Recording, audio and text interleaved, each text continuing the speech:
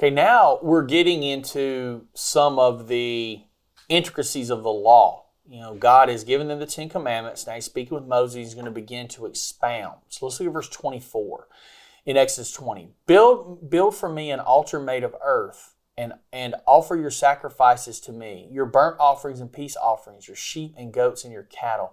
Build my altar wherever I cause my name to be remembered. I will come to you and bless you. If you use stones to build my altar, use only natural uncut stones. Do not shape the stones with a tool, for that would make the altar unfit for holy use. And do not approach my altar by going up steps. If you do, someone might look up under your clothing and see your nakedness. So we're beginning, like I said, to expound. He's expanding. So he starts by talking about an altar, right? And sacrifices. So he's starting to deal with atonement.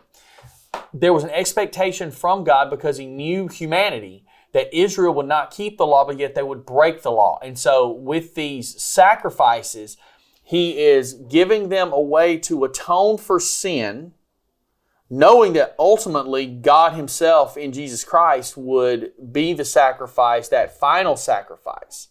So our word for altar, as God's describing here, comes from a Latin word altus. It means higher, elevated.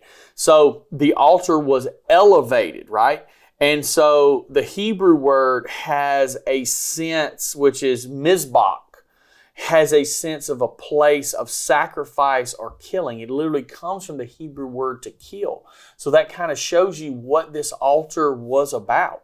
And it was to be simple, okay? He says there, make an altar of earth. So just literally pile some dirt up, guys. That's literally what he's saying.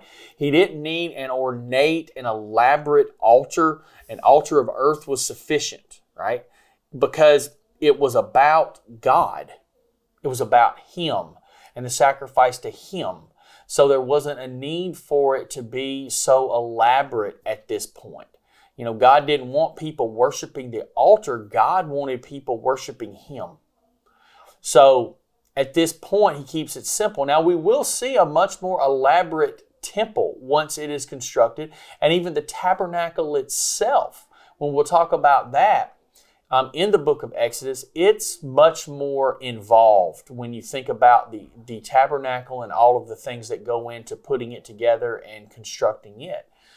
But the altar was for sacrifice, and the focus was to be on the need for sacrifice, the need for forgiveness, and for our sin, and for the sin of the Israelites. That's how they viewed it. So we'll talk some more about this passage next time because there's some more things to dig into, and we'll see you then.